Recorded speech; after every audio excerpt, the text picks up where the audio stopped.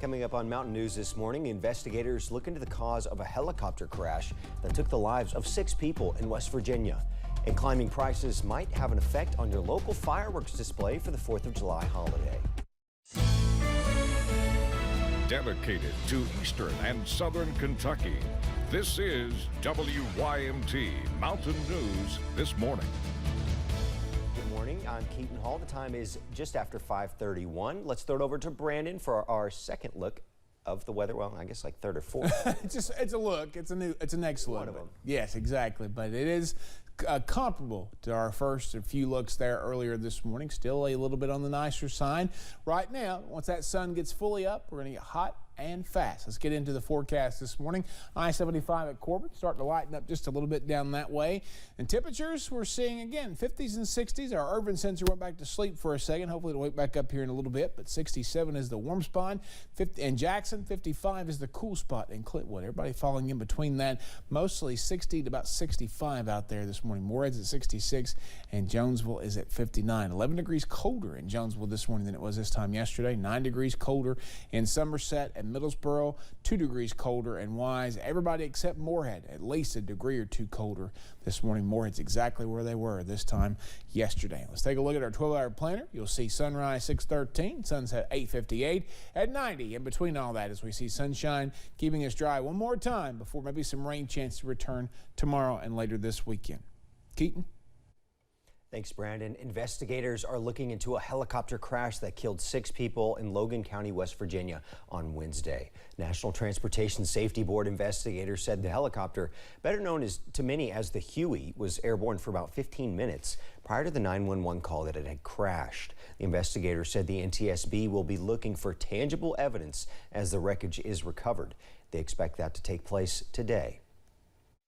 What they're going to be focused on during these next 3 to 5 days is going to be documenting the perishable evidence. So they'll be going to the accident site where the helicopter crashed. They'll be documenting that entire site to see if they can determine the angle at which the helicopter came in, determining if there are any witnesses.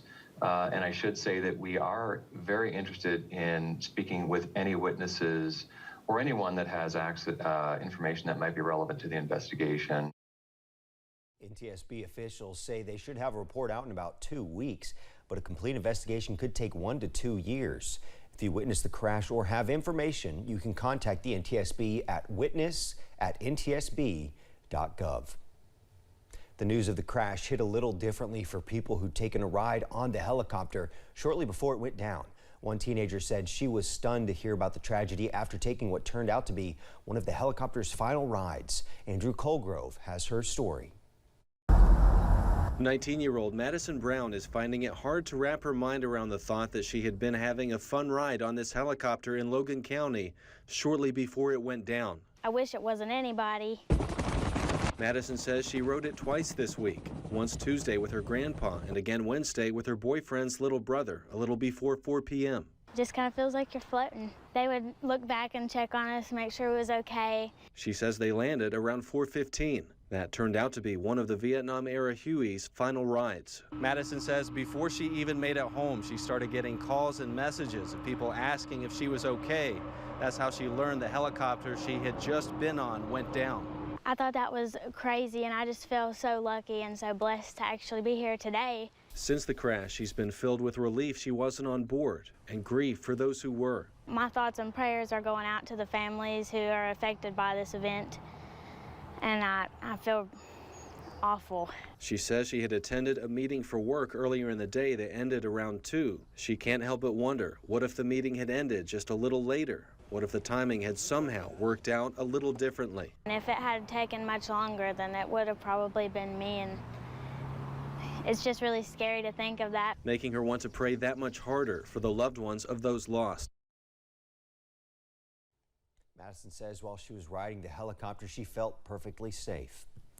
We've learned the name of a Kentucky Power worker who died in a car crash Thursday morning while working in Perry County. Spokesperson said the crash happened in the Viper community. The family said the worker was 58-year-old Wallace Wu Melton Jr. Kentucky Power officials say they are heartbroken and extend their condolences to the family and to all who knew their employee. Funeral arrangements have not been announced. Federal officials say a motocross instructor who visits states from New York to Georgia, including Kentucky, has been charged with producing child pornography. 30-year-old Ryan Myung is accused of engaging 6 minors in sexually explicit conduct to produce sexual abuse images with transporting and possessing images of child sexual abuse. Justice Department officials say Myung was arrested in Tennessee in December on state charges and has remained in custody. A Kentucky State Police trooper is accused of using excessive force and then trying to cover it up. Federal grand jury in London indicted 32-year-old Michael Howell for conspiracy to obstruct a criminal investigation. The Justice Department reports that Howell and another trooper conspired with others to make up a story to explain the use of force. Howell is expected to be in court on July 8th. He could face up to 20 years in prison for each charge. A golden alert was issued by Somerset Police Thursday evening for Kelly J. Whelan. She was last seen outside her home at Summerwoods Nursing and Rehab wearing camouflage clothes. Anyone with information is asked to call the Somerset Police Department or Pulaski County 911 Communications Center. The Pikeville Police Department needs help finding a man pictured here who officers say stole from Kay Jewelers in Pikeville Thursday afternoon. Police say he asked to see merchandise from a case and walked out with nearly $4,000 worth of jewelry 3 minutes later. Officers said he got into a gold or silver early 2000s Toyota Camry. You're asked to call 606-437-5511 if you have any information. London Police Department Chief Daryl Kilburn announced his retirement Thursday, effective June 30th. He joined the department back in 2003 and was appointed as chief in February 2019, serving as captain in the 6 years prior. Chief Kilburn said he decided to retire because the demands of policing in today's world have impacted the time available to spend with his family. It's less than 2 weeks until the 4th of July, and the price of fireworks are skyrocketing. Knott County is holding 2 fireworks celebrations this year, and Judge Executive Jeff Dobson says it's costing his county about 40% more for the same show as last year. But for county officials and Mind Made Adventure Park, it doesn't stop at fireworks. $7,000 to $7,500 a month fuel cost, and now for those same numbers, same amount of gallons and stuff that we're using monthly is now costing us $18,000 to $20,000. County is holding its annual Thunder on the Mountain from June 30th to July 2nd. Dobson says he'd like to do a bigger fireworks show this year, but can't due to the high prices. One Prestonburg store is noticing an increase in activity on its city sidewalk, with customers and community members leaving quite the trace this summer. WYMT's Buddy Forbes has the story. Graffiti on the downtown streets. A lot of it happens after business hours, which I think is interesting.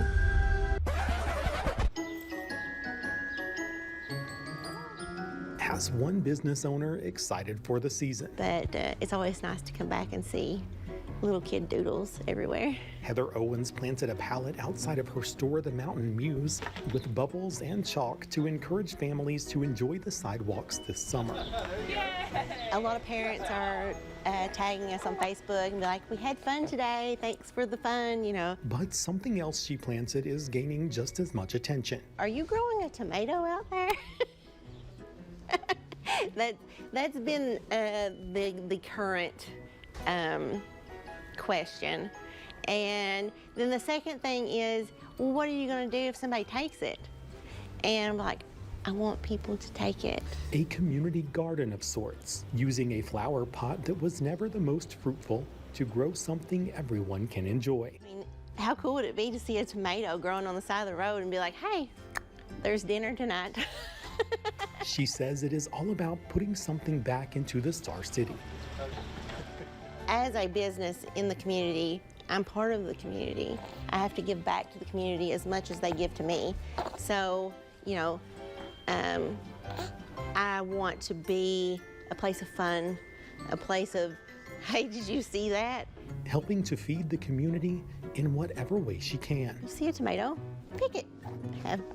Make you a mater sandwich. Even if that means literally. In Prestonsburg, Buddy Forbes, WYMT Mountain News.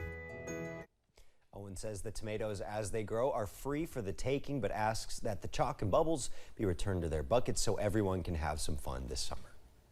Just ahead on Mountain News this morning, a social media giant unveils a new feature to help its users share more of their thoughts. That's on the way next. There's an edit button. Rain chances could move in this weekend, but don't expect it to be a lot. I'll track them out for you in about 3 minutes.